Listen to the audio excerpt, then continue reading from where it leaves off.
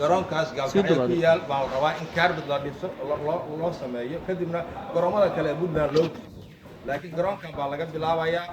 ayadaa la isla qaatay saa daraadeed isaga unbuu qusaynayaa garoonkaasna wixii maaragtay qofkii fikrad kaga aadan qof kastoo aglamad siiyey waa inuu iska bixin mawduuca oo aan mawduuc aysan noqon mawduuc iska furan intaa kadib shaqo ka badan qofkana ma hadli karo waxaa jiri doontaa insha Allah casho oo loogu talagalay ka qaybgalayaasha marka barnaamijka uu maaragtay qaybtiisa inta ugu dambaysan gaaro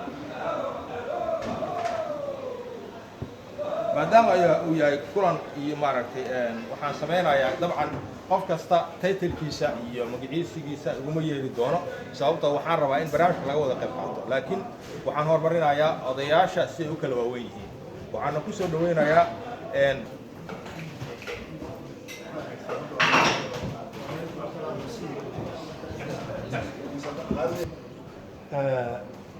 سبورتي هرت قبيل مرة wuxuu keenaa dadaan isu qabiil ahayn wuxuu ka badbaadiyaa dadka dhalinyarada xaq jirka ah dhalinyarada burcadka ah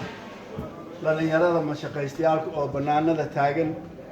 waxaan arki jirnay markaan isbartiibada tagno intii hore oo isbartiibaalka magaca lahaayeen laba isla socoto saaxiib ah oo laba group kala taageerta oo ayagoo isu qoslaaya midkii ninka kale laga badiyana haddana isa soo socda qabiilna ma lahayn markaas waxaa loo baahan yahay markay saas tahay dadka dhalinyarada adduunkan kale u aragnay Yurub hadda dhalinyaradoodu dhan mashquul ay ka dhigan waxay ka soo bilaabeen juniorka hoose si dadka looga saaro ninka sportiga dheera balwad ma leh قاد معنا سيجار معبو خمر معبو مشغول أصلاً وكل علمين تأيي شقدي سكر وكره بقى أنت حن أطن هدي اللي بديو اللي يرى سبورتك هدي اللي هو بديو جودها كوا أنا جالسوا مالي ده مراها هذا الجوجان هدي تو برك يهوس ده هذا يوروب وكذا يمراها كتاجر هوس أنت اللي جالسوا بالله إلا كرب لكير وباقن لها تهريب كباقن لها وهاري لها عيال وحب أكاده وهذا لها واحد أكل بلاهذا عبه يعني برالوجين تاس واحد تريسا المها لأن يرى إنه مشغول كل شيء كيستان كوحدة بديسي حوالي إجابة دي وبدينا إياه هبل ساسا يليا معها مركب واحد كبحيا حتى فكرتي قبيل أهلو بالباري وكبحيا لأن يرى وعن صمر لي أنتنا يرى هذا نوعين عيارة قبليسي waxaa loogu talagalay gobolka inuu ka baxo qabiil laba gobol maanta isku soo aadaysa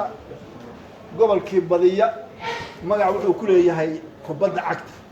Soomaaliya waxa ugu badnaa gobolada kubadda qaaday jubbada hoose ciyaartoydii ka soo baxday qaran bay noqdeen waxay noqdeen dad magac ku leh qaranka oo dhaqaale helay waxa dhici karta hadda dhalinyaradan haddaan abuurno inay Yurub yimaadaan Soomaali hadda waxaa ka jirta kooxo hoose oo gobol walbaba iyaga u abuurto waxaan wali la gaarin in gobolladii ciyaartoy laga keeno oo qaran la xiro